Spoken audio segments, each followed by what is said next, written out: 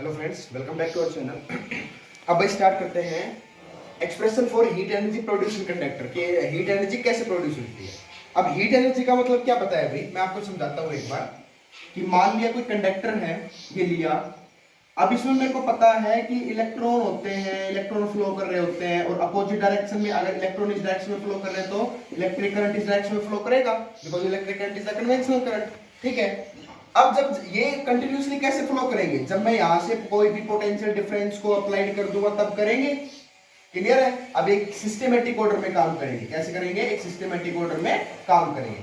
जब ये इलेक्ट्रॉन इस अगले वाले इलेक्ट्रॉन के पास क्या करेगा, कोई भी काम करेगा, मतलब काम कैसे करेगा, कोई भी पोटेंशियल डिफरेंस देगा, मतलब कोई भी वर्क डन करेगा टू द चार्ज करेगा। ये क्या आता है मेरे पास? Potential difference. कहने का मतलब कि इस इलेक्ट्रॉन ने इसके ऊपर धक्का मारा है तो क्या किया है, एक वर्क डन किया है। और वर्क डन किसके बराबर होता है? अब मान लो फॉर एग्जांपल मैं बात करूं कि आप अपने हाथों को रब करते हैं। क्या करते हैं? आप अपने हाथों को रब करते हैं। रब करने के बाद आप क्या कर रहे हैं? Work done. बट ये हीट भी हो रहे हैं। क्या हो रहे हैं? गर्म हो रहे हैं। तो वो क्या है? हीट है। कहने का मतलब मैं क्या बताऊं कि वर्क डन होता है वो किसके बराबर होता है? वो हीट एनर्जी के बराबर होता है। किसके बराबर होता है? हीट के बराबर। कहने का मतलब W को क्या लिख सकता हूं? H। और यही वर्क डन जो हीट मेरे पास जनरेट हुई है उसी को बोल सकता हूं भाई क्या? एनर्जी की फॉर्मेशन में। किस की फॉर्मेशन में? एनर्जी की फॉर्मेशन में। यही क्या होती है? एनर्जी। क्योंकि कोई एनर्जी भी तो रिलीज हो रही है ना। हीट मतलब क्या है? कोई एनर्जी। तो वो एनर्जी कहने का मतलब मैं क्या कर सकता हूं? Work done is equal to heat is equal to energy. आप कहते हैं कि एक्सप्रेशन फॉर हीट एनर्जी कैसे प्रोड्यूस हुआ। अब मेरे को सिंपली पता है कि अगर मैं पोटेंशियल डिफरेंस निकालता हूं किसी कंडक्टर का V इज इक्वल टू में देन W अपॉन में क्या होता है भाई? ठीक है, पढ़ा हुआ है हमने। अब वर्क डन मतलब हीट, वर्क डन मतलब या फिर ओब्लिक में कर दूं हीट, देन मेरे को वर्क डन या फिर हीट निकालना है तो इधर मल्टीप्लाई कर दूंगा, that is V multiply by charge. ठीक है, V इंटू में क्या हो। अब यहां से अब W को हटा रहा हूं, अब हीट मान के चल रहा हूं, that H is equal to में V क्या हो। ये फॉर्मेशन आपके पास आई। अब तीन जगह से फॉर्मेशन चेंज कर सकता हूं। तीन जगह से क्या फॉर्मेशन चेंज कर सकता हूं? फर्स्ट भाई, अब यहां से मैं चार्ज की वैल्यू को पुट कर सकता हूं। अगर इलेक्ट्रिक करंट फ्लो कर रहा है then electric current is equal to में चार्ज अपॉन में टाइम, देन क्या इज इक्वल टू में क्या हो गया? I T. इस वैल्यू को यहां पुट कर सकता हूं, देन मेरे पास जो हीट फॉर्मेशन आएगी H इज इक्वल टू में वी आई टी। एक तो फॉर्मूला आपके पास क्रिएट हो गया भाई ये वाला, that heat is equal to में VIT potential difference into में current flowing through the conductor with the time is the heat produce। आ गया। अब इस इक्वेशन नंबर 1 को यूज करके, क्या को यूज करके? इक्वेशन 1 को यूज कर सकता हूं। अब मेरे को पता है कि ओम्स लॉ के अकॉर्डिंग में V इज इक्वल टू में IR होता है। अब तक क्या था भाई, मान लो आपके पास न्यूमेरिकल पोर्शन देगा तो एक बार पोटेंशियल डिफरेंस देगा और एक इलेक्ट्रिक करंट देगा या फिर टाइम देगा तो आपके पास हीट पूछेगा। अगर मान लो आप उसने करंट ना दिया या फिर मैं बोलूं कि पोटेंशियल डिफरेंस नहीं दिया तो कैसे निकालेंगे? तो आप कैसे निकाल सकता हूं कि सिर्फ क्या दे दे? करंट और रेजिस्टेंस आपके पास गिवन कर दिया। क्या कर दिया? करंट और रेजिस्टेंस अगर आपके पास गिवन कर दिया तो कैसे निकालूंगा? V is equal to IR ohms law के अकॉर्डिंग में। तो V की जगह क्या वैल्यू पुट कर सकता हूं? IR। इक्वेशन फर्स्ट को यूज करके then H is equal to में V की जगह मैं पुट कर रहा हूं IR मल्टीप्लाई I इंटू में T, that is H is equal to में I into I square R into में T। This is equation number 2 कि आपके पास जो भी हीट जनरेट होगी वो इस फॉर्म में भी हो सकती है। या थर्ड में बोलूं कि अब आपके पास करंट की बजाय सिर्फ पोटेंशियल डिफरेंस दे दिया जाए और रेजिस्टेंस दे दिया जाए। क्या दे दिया जाए? पोटेंशियल डिफरेंस और रेजिस्टेंस। अब फिर से वही according to the ohms law V is equal to IR। I की वैल्यू निकालनी है, देन I की वैल्यू निकालता हूं, दैट इज V अपॉन में R। रख सकता हूं यहां पे value, then H is equal to में V इंटू में I की वैल्यू क्या रखनी है? V अपॉन में R इंटू में time, that is H is equal to V square upon R into में टाइम। ये आपके पास आ गया क्या भाई? Heat generation of the third part. अब आपके पास न्यूमेरिकल पोर्शन तीन अलग अलग पूछ सकता है। पोटेंशियल डिफरेंस दे दिया, करंट दे दिया, टाइम दे दिया तो हीट पूछेगा, निकाल सकते हैं। करंट दे दिया, रेजिस्टेंस दे दिया, टाइम दे दिया, हीट पूछेगा, निकाल सकता हूं। वोल्टेज दे दिया, रेजिस्टेंस दे दिया और टाइम दे दिया तो हीट निकाल सकता हूं। और हीट का वर्क डन की एसआई यूनिट क्या पड़ी है भाई, वर्क डन की एसआई यूनिट होती है जूल। तो इसी टाइप से हीट की भी एसआई यूनिट क्या हुई, जूल ही होगी। ठीक है, तो ये आपके पास आता है expression for heat energy produce in any conductor if electric current is phloem through. ठीक है भाई, अब इसके बाद आता है भाई जो मेरे पास मेन टॉपिक है, that is Joule law of heating.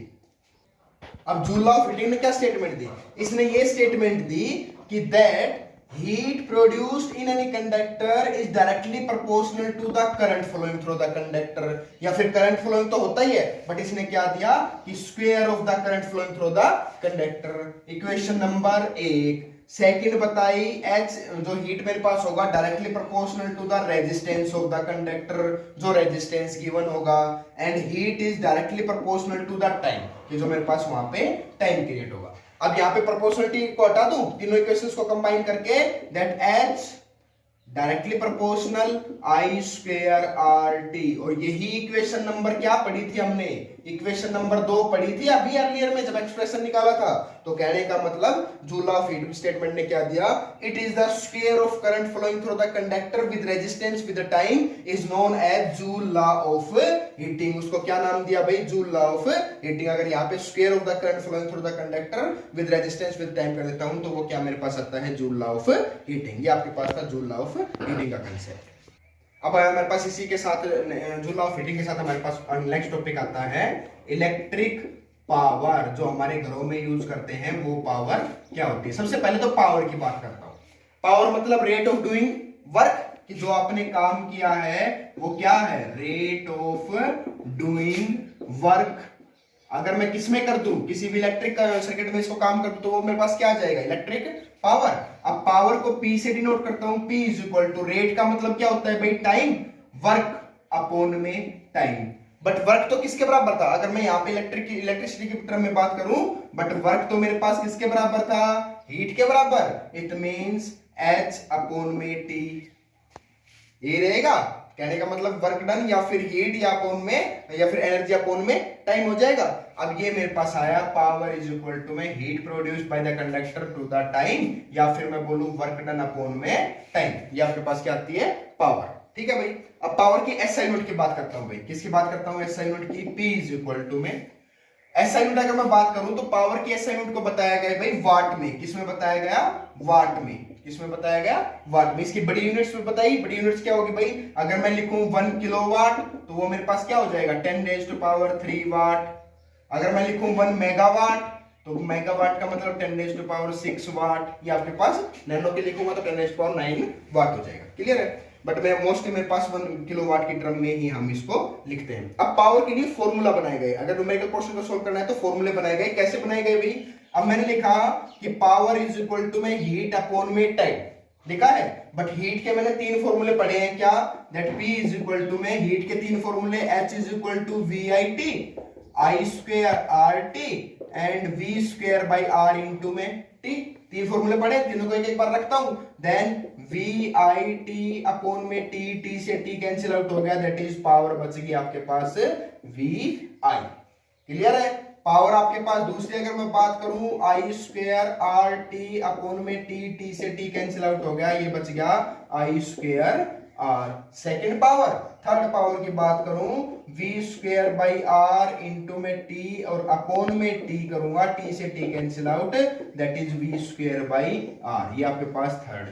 तो 3 पावर के फॉर्मूले हो गए यहां से, P is equal to VI, P is equal to I square R and P is equal to V square by R। तो इस टर्म से आप इलेक्ट्रिक पावर को भी क्रिएट कर सकते हैं। अब इलेक्ट्रिक पावर की मैंने एसआई यूनिट बता दी, अब यहां से दूसरी टर्म में भी एसआई यूनिट निकाल सकता हूं। कैसे, कि पावर की स्टेटमेंट आई P इज इक्वल टू में VI, then power is equal to में V का मतलब पोटेंशियल डिफरेंस, मतलब 1 वोल्ट इंटू में 1 एम्पियर कर देता हूं तो वो मेरे पास आती है 1 वाट के बराबर। किसके बराबर आती है भाई, 1 वाट के बराबर। कब, कि when 1 volt of potential difference is applied with conductor of 1 ampere of current flowing through the conductor is 1 watt. तो वो आपके पास 1 वाट की टर्म में पावर आ जाती है। ठीक है, अब आता है हमारे पास इलेक्ट्रिकल एनर्जी की पावर। क्या आती है, इलेक्ट्रिकल। अब मैं यूनिट बात करूं, यूनिट ऑफ इलेक्ट्रिकल एनर्जी। अब इलेक्ट्रिकल एनर्जी की यूनिट निकालनी है भाई, निकालते हैं। एनर्जी क्या पढ़ा है, एनर्जी अगर मैं यहां से बात करूं तो पावर इज इक्वल टू में वर्क डन या फिर हीट या फिर एनर्जी अपॉन में टाइम होता है भाई, बताया था अभी। मेरे को निकालना क्या है, energy, energy is equal to में टाइम इधर आ जाएगा तो power multiply by time. But power की एस यूनिट हमने क्या पढ़ी है, ये तो मेरे पास सिलेक्ट, अभी एक फॉर्मूला ये भी हो सकता है भाई एनर्जी निकालने का सीधा, E is equal to P into में टी, ठीक है। पावर दे रखा हो, टाइम दे रखा हो, एनर्जी पूछेगा, निकाल सकते हैं। अब आपके पास मैं कहूं कि एसआई यूनिट की अगर मैं बात करूं, देन एनर्जी की एसआई यूनिट मेरे पास आएगी, पावर की एसआई यूनिट कितनी है 1 वाट, और टाइम किस में लूंगा 1 घंटे में, तो मेरे पास क्या आ गया, एनर्जी इज इक्वल टू में जो जूल की आती है दैट इज 1 वाट आवर, कितनी आ गई 1 वाट आवर के बराबर, ठीक है। बट ये मेरे पास बहुत छोटी यूनिट है, कैसी है, बहुत छोटी यूनिट है, तो इसके हिसाब से एक मेरे पास भाई रिलेशन बनाया गया। क्या रिलेशन बनाया अभी बताते हैं। अब भाई एनर्जी कैसे यूनिट तो मैंने क्या बता दी, वाट आवर। बट बड़ी यूनिट में अगर मैं बात करता हूं, अगर मैं बोलूं कि commercial unit of energy, commercial unit of energy की अगर मैं बात करूं तो वो किसमें होती है, किलोवाट आवर में। किसमें होती है भाई, किलोवाट आवर में, क्योंकि अब वाट बहुत छोटी थी तो किलोवाट आवर में चेंज कर दिया। अब एक रिलेशन बताया किस किस के बीच में, relation between commercial unit of energy two joule, commercial unit of joule के बीच में बताया। कैसे बताया, ये बताया 1 किलोवाट आवर, और इसको जूल बनाना है क्योंकि एनर्जी की एसआई यूनिट क्या होती है जूल, तो वाट आवर में चेंज कर दूं तो 1 किलोवाट में अगर मैं बात करूं तो कितने होते हैं 10 raise to power 3 watt, into में 1 घंटे की बात करूं तो कितने होते हैं 3600 सेकंड, 3600 सेकंड हो गई। अब मल्टीप्लाई करता हूं तो मल्टीप्लाई करने के बाद क्या होता है 10 raise to power 3 multiply 36 multiply 10 raise to power 2 लिख सकता हूं।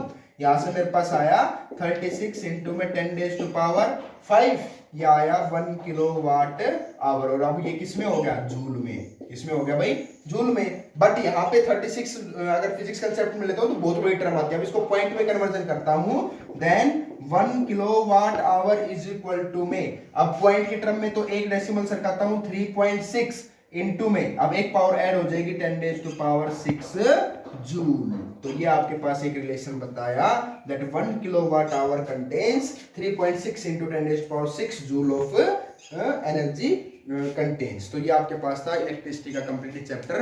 Now you can do all type of numericals. अब यहाँ से आप किसी भी टाइप के न्यूमेरिकल को सोल्व कर सकते हैं। अगर आपके पास फर्दर कोई भी आपके पास क्यूरीज आती है देन यू कैन कमेंट अस, ठीक है भाई। अब यहाँ से ये आपके पास कंप्लीट चैप्टर होता है, एंड बी प्रॉपर, आप प्रॉपर रहना क्योंकि भैया आपके पास कंप्लीट चैप्टर था। अगर सीरियल वाइज करोगे तो आपके समझ में आएगा, अदरवाइज नहीं आएगा। सो इससे पहले आप सारी अर्लियर वीडियोस को जाके देख सकते हैं। Thank you for watching us.